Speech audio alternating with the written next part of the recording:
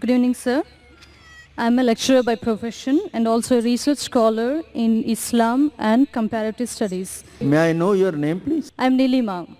I respect your great enlightenment, sir, but I have a small qualification to be made. Let us go back to the Bhavishya Purana, Part 3, Kand 3, Adhyay 3, and Slokas 5 to 8.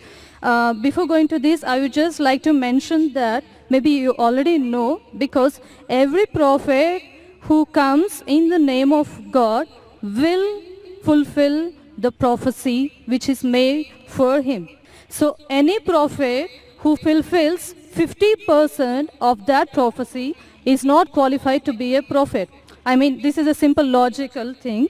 So now coming back to the Bhavishya Purana, you talked about the Mleccha leader saying that he is none other than Muhammad. Okay. Now I accept the first half of the thing, of the sloka you said, but the second 50% which is still ignored. Now sir, let me tell you, Mleccha, the word meaning Mleccha, it is derived from Sanskrit dictionary, the meaning, and the meaning means non-Aryan or sinner or wicked person. These are the three different meanings given to the word Mleccha. So according to this, can Muhammad be a sinner or a wicked person? The second part is, the second condition of the prophecy is that he will belong to Marusthal, and in Sanskrit, land of death, because Maru, it is derived from Sanskrit, Mru. Mru is death.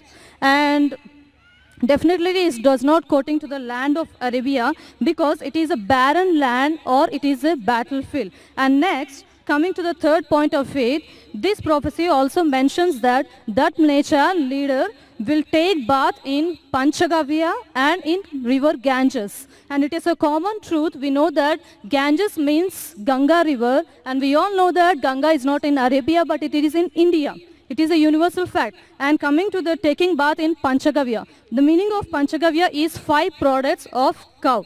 And the products of cow is milk, curds, ghee, urine, cow dung. And now sir, coming to this part exclusively, this prophecy must be fulfilled by Muhammad, wherein if you show me at least single reference from Quran, wherein Muhammad has taken bath in either, in all these 5 products, that is milk, curds, ghee, urine and cow dung, I am ready to accept Islam today. Thank you, sir. Sister has rightly said that if the prophecy that you give, if more than 50% is not fulfilled, then the prophecy is wrong. I agree with you, sister. I agree with you. And I will answer all your 3 queries. Let's see whether you accept Islam or not today.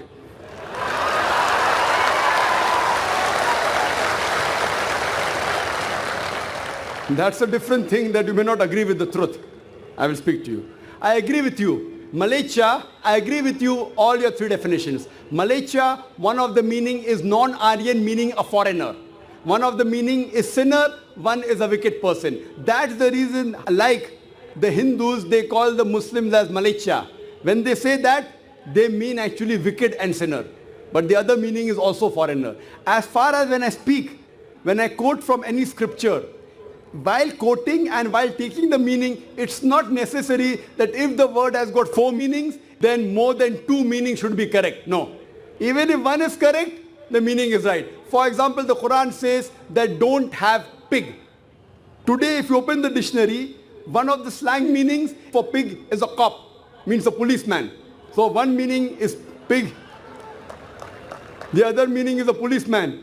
But naturally the Quran and the Bible, when the Bible says in the book of Leviticus chapter number 11 verse number 7 and 8, in the book of Deuteronomy chapter number 14 verse number 8, and the book of Isaiah chapter number 65 verse number 2 and 5, when it says don't have pig, it doesn't mean don't have a policeman.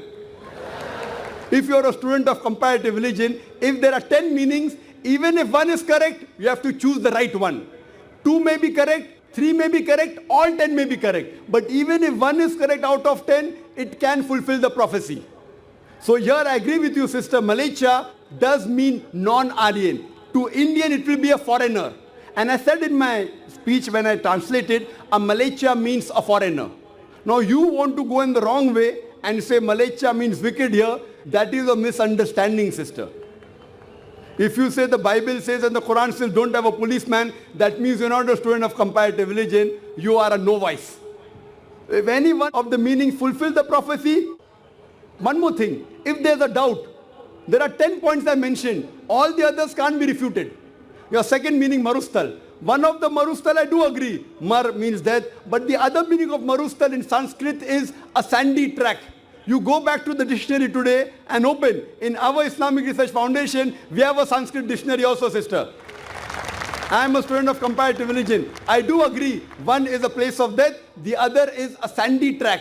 So why are you taking the wrong meaning? That means you are going out of the way. So if you see the permutation and combination, all the other points I mentioned are 100% correct. Here also, you have to choose the right meaning. So one of the meanings of marustal means a sandy track or a desert. Coming to your third question, and you accepting Islam, inshallah. The third question that I mentioned in the prophecy, that Prophet Muhammad sallallahu alaihi wasallam took a bath in the Panch Garv, in the Ganges. Now here we analyze that when we say in the Hindu terminology, when you say bath in the Panch Garv, in the Ganges, it means to purify. One means actually you dip yourself in the Ganges, which I don't expect the Prophet came and dipped himself in the Ganges. It means to purify. I did not give the explanation because the lecture is very long. I can speak on this topic for the full day. I did not give details of everything. I can speak on each prophecy for another few minutes, even for us together. So here, having a bath in the Panch Garv means purify. So depending upon the context, it doesn't mean a physical bath. And even if you physically have a bath in the Panch Garv, in the Ganges, not necessarily you will be purified. It is the philosophy of the Hinduism.